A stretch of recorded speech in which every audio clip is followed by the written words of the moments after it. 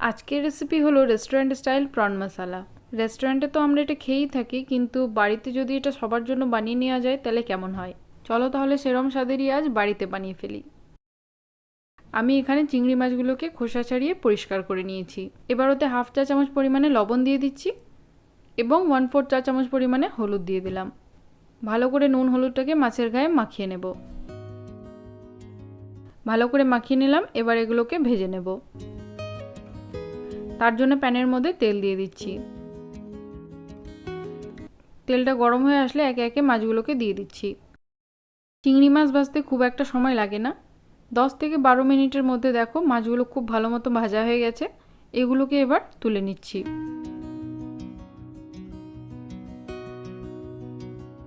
মশলাটা তৈরি করার জন্য আমি এখানে দুটো মাঝারি সাইজের আর একটা ছোট সাইজের পেঁয়াজ নিয়ে নিয়েছি। আমি পেঁয়াজগুলোকে লম্বা সাইজ করে কেটে নেব, খুব একটা মিহি করে কাটবো না।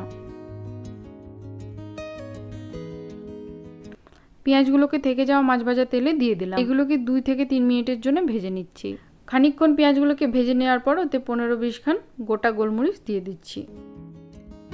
এবার এতে দিয়ে দেবো 6 থেকে 7টা খোসা ছাড়ানো রসুন, কিছুটা কুচনো আদা, 2 থেকে 3টা কাঁচা লঙ্কা। মিনিট 5 সময় ধরে ভেজে নেওয়ার পর এতে দিয়ে দিচ্ছি 7 থেকে 8টা কাজু বাদাম। খানিকক্ষণ ভেজে নিয়ে গ্যাসের ফ্লেমটা বন্ধ করে দিলাম। এবার এটাকে ঠান্ডা করে নিয়ে সামান্য পরিমাণে জল দিয়ে এটার পেস্ট তৈরি করে নেব। এইবার আমি এখানে দুটো মাঝারি সাইজের টমেটো নিয়ে নিলাম। টমেটোর পিছন দিকে ছুরি দিয়ে এরকম এক্সভাবে কেটে নিতে হবে।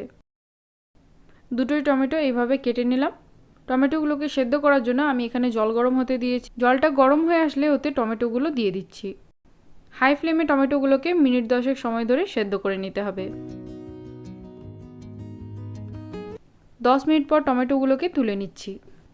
এইবার টমেটোগুলোকে ঠান্ডা করে এর একটা আলাদা করে পেস্ট তৈরি করে নেব। এইবার কড়াইয়ে আমি এখানে তেলটা গরম হতে দিয়েছি আর আমি এখানে নিয়ে নিয়েছি হাফ চা চামচ জিরে, দারচিনি, একটা বড় এলাচ এবং একটি তেজপাতা।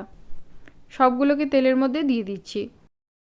খানিকক্ষণ এগুলোকে নেড়ে চেড়ে এতে দিয়ে দিচ্ছি হাফ চা চামচ লাল লঙ্কার গুঁড়ো এবং হাফ চা চামচ হলুদ গুঁড়ো। 1 মিনিট সময় ধরে মশলাগুলোকে একটু ভেজে নেব। গ্যাসের ফ্লেমটা এই সময় অবশ্যই করে লোয়ে রেখে করবেন, তাতে করে মশলাগুলো পুড়ে যাবে না। এবার এতে দিয়ে দিচ্ছি তৈরি করে রাখা পেঁয়াজের পেস্টটা। ভালো মতো নেড়ে চেড়ে এটাকে ঢাকা দিয়ে মিনিট 10 সময়ের জন্য হতে দেব। 10 মিনিট পর ঢাকাটা খুলে নিচ্ছি। এই পর্যায়ে আমি এখানে দিয়ে দিচ্ছি 1 চা চামচ পরিমাণে ধনে গুঁড়ো।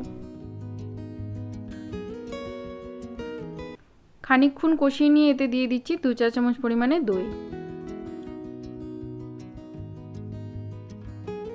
এবার এতে দিয়ে দিলাম সেদ্ধ করে রাখা টমেটোর পেস্টটা। দিয়ে দিচ্ছি এখানে স্বাদমতো লবণ। ভালো মতো মিশিয়ে নিয়ে আবার এটাকে ঢাকা দিয়ে মিনিট 5 সময় ধরে হতে দেব। এই পুরো রান্নাটাকে আমাদের ঢাকা দিয়ে কষিয়ে কষিয়ে করে নিতে হবে। দেখুন মশলাটা কিন্তু খুব ভালো মতো কষানো হয়ে গেছে, তাতে করে তেলটা উপরে ভেসে উঠেছে।